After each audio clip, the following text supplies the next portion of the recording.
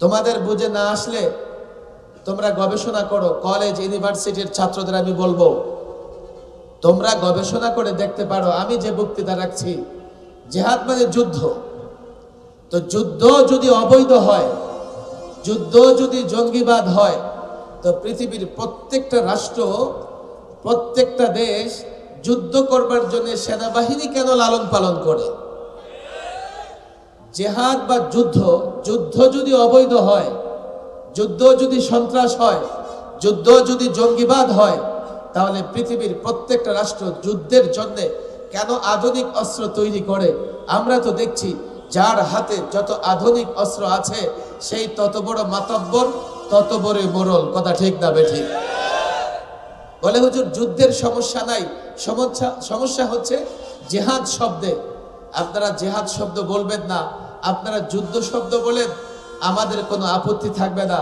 আমি বলি না না না, তোমাদের যুদ্ধ আর ইসলামের জিহাদ এক নয়। বিধায় আমি জিহাদ বলবো, আমি যুদ্ধ বলতে পারবো না। যদিও জিহাদ মানে যুদ্ধ, কেন আপনি জিহাদ বলবেন, কেন যুদ্ধ বলতে পারবেন না? তোমাদের যুদ্ধ কি?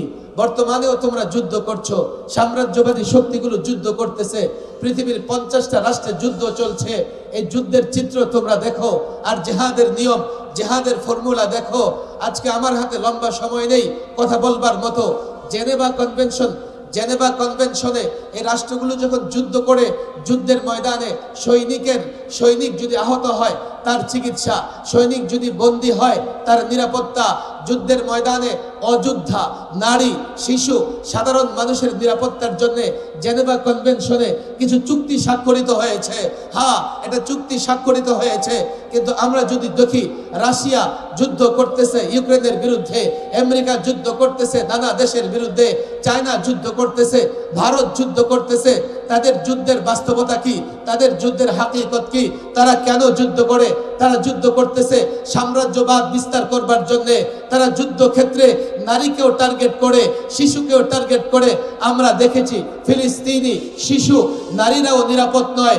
ইসরায়েলিরা শত শত হাজারে হাজারে শিশু হত্যা করেছে, নারী হত্যা করেছে, গাজার এক একটা মসজিদ ধ্বংস করে দিয়েছে। এটা হচ্ছে তোমাদের যুদ্ধ। ইসলামের যুদ্ধ দেখো, নারী টার্গেট হয় না, শিশু টার্গেট হয় না, সাধারণ মানুষ টার্গেট হয় না। ইসলামের প্রত্যেকটা বিষয় সুন্দর, নামাজ সুন্দর, রোজা সুন্দর, যাকাত সুন্দর, ইসলামের মুআমালাত সুন্দর, বিচার ব্যবস্থা সুন্দর, আদব আখলাক সুন্দর, অনুপম ইউনিক। ইসলামের জিহাদও সুন্দর। তোমরা নোংরা, তোমাদের যুদ্ধ নোংরা, তোমরা সাম্রাজ্যবাদী, তোমাদের যুদ্ধ জুলুম, অন্যায় অত্যাচার, তোমার যে যুদ্ধ সন্ত্রাস। আল্লাহর কসম, এজন্য যুদ্ধ নয়, আমরা জিহাদ বলে থাকি। ছাত্র সমাজ বুঝবার চেষ্টা করো, এই জাতিকে যৌক্তিক জায়গা থেকে জিহাদ বুঝাতে হবে, না হলে তুমি জিহাদের কথা বলবে, এই জাতির যুবকরা তোমাকে জঙ্গিবাদ বলবে। জাতিকে যদি জিহাদ বুঝাতে না পারো, তুমি জিহাদের কথা বলবে, জাতি তোমাকে উগ্রবাদী বলবে। তুমি জিহাদের কথা বলবে, জাতি তোমাকে সাম্প্রদায়িক কথা বলবে।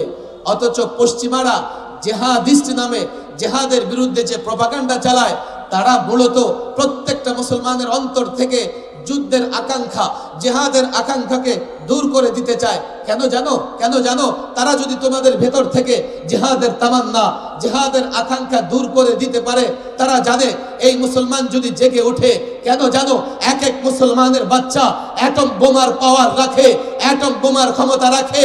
এই মুসলমান যুবক যদি জিহাদের ময়দানে এক আল্লাহর উপর ভরসা করে ঝাঁপিয়ে পড়ে, ইহুদিদের রাজত্ব থাকবে না, পত্তলিকদের রাজত্ব থাকবে না, খ্রিস্টানদের রাজত্ব থাকবে না, সাম্রাজ্যবাদীদের রাজত্ব থাকবে না।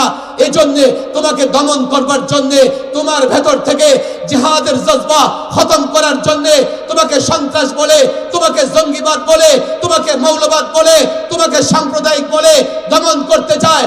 আর আমার মুসলমান যুবক না বুঝে তোমাকে জঙ্গিবাদ বলে, যদি তাকে বুঝাতে পারো, এক একটা যুবক, এক একটা মুসলমান সন্তান অ্যাটম পাওয়ার, অ্যাটম বোমার চাইতে শক্তিশালী, জিহাদের ময়দানে তোমার সঙ্গে ঝাঁপিয়ে পড়ে গোটা দুনিয়া মুসলমানদের সামনে টিকতে পারবে না।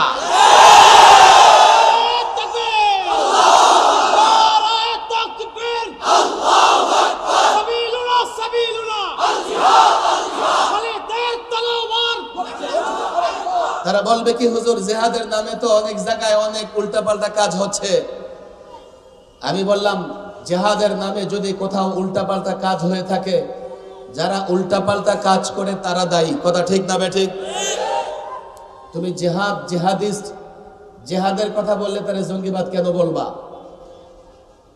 উদাহরণ চাও, এক্সাম্পল চাও? পৃথিবীতে অনেক রাষ্ট্রপ্রধান গণতন্ত্রের কথা বলে স্বৈর শাসন চালু করেছে। এর একটাই যে পলাতক সরকার অনেক গণতন্ত্রের কথা বলেছে, কিন্তু 16 বছরে স্বৈর শাসন প্রতিষ্ঠার পরে এই দেশের জনগণের উপরে জুলুম ছাড়া আর কিছুই করে নাই। তোমরা সমাজতন্ত্রের কথা বলো, পৃথিবীতে অনেক রাষ্ট্রপ্রধান সমাজতন্ত্রের কথা বলে স্বৈর শাসন প্রতিষ্ঠা করেছে।